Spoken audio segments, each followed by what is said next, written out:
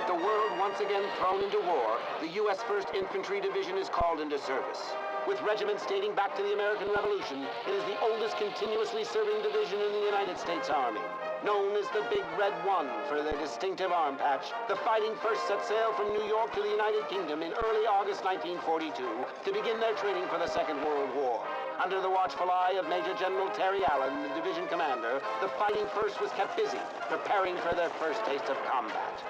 Across the sea, British and German armies clashed under the scorching heat of the deserts of North Africa. Amidst these hellish conditions, General Bernard Montgomery and his British 8th Army had been able to hold off Rommel's blitzkrieg attacks through a war of attrition.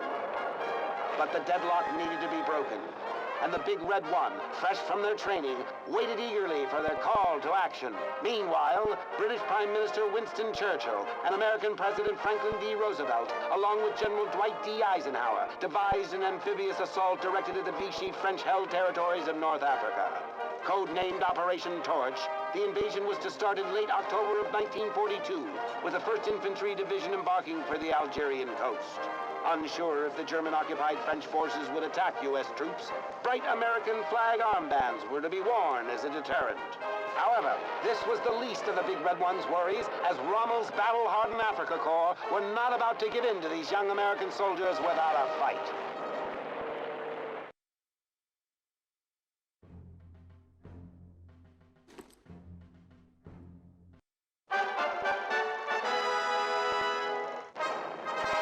Despite a few harsh early lessons in desert combat, the 1st Infantry Division fought valiantly against the well-equipped and more experienced Africa Corps.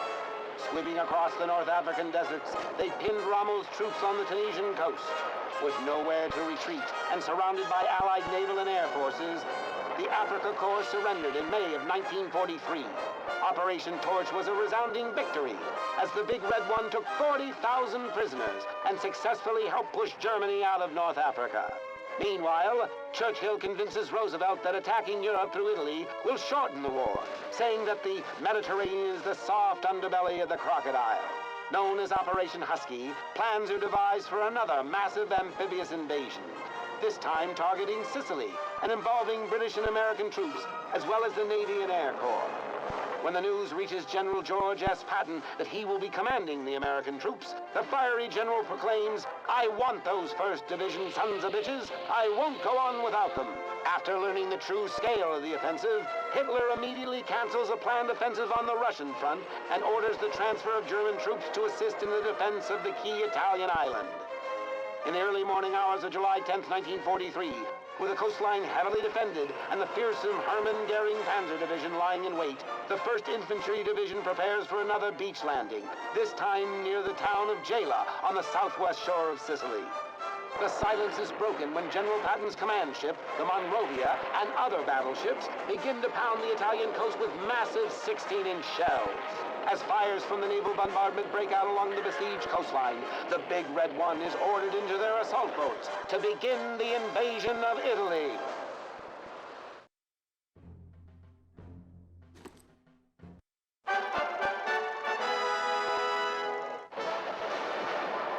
Through the unmatched heroism of the 1st Infantry Division, Allied forces were able to overpower Axis troops at Gela and Troina.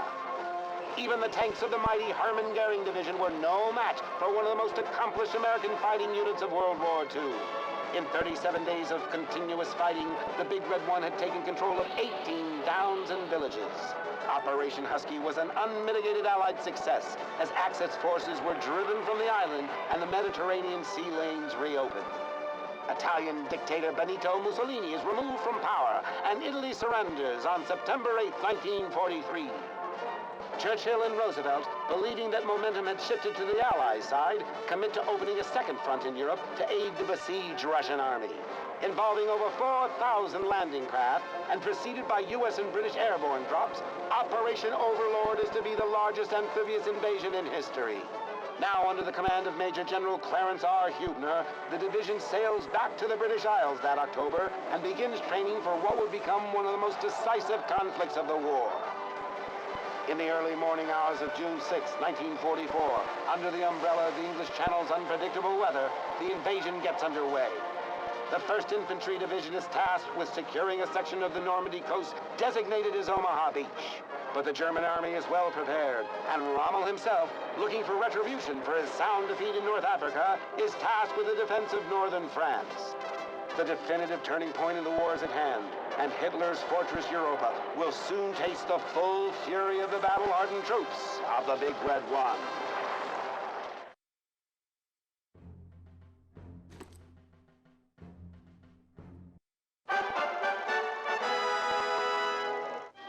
By August of 1944, following their success over the merciless German defenders on Omaha Beach, the division advances an average of 20 miles a day and eventually make their way to Germany's doorstep.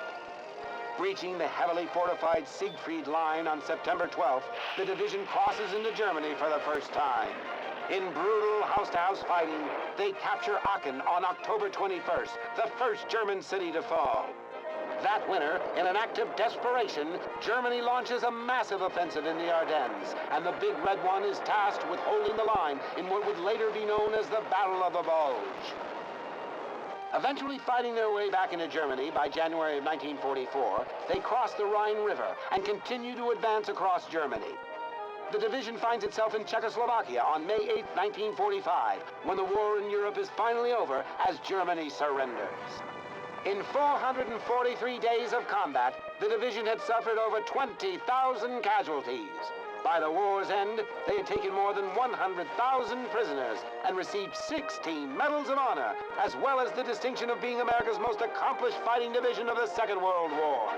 From the early battles in the deserts of North Africa to the rolling hillsides of Sicily and into the darkest days of occupied France, the members of the Big Red One had been ordinary soldiers tasked with truly extraordinary deeds. Their commitment to success at all costs is reflected in their motto: no mission too difficult, no sacrifice too great, duty first.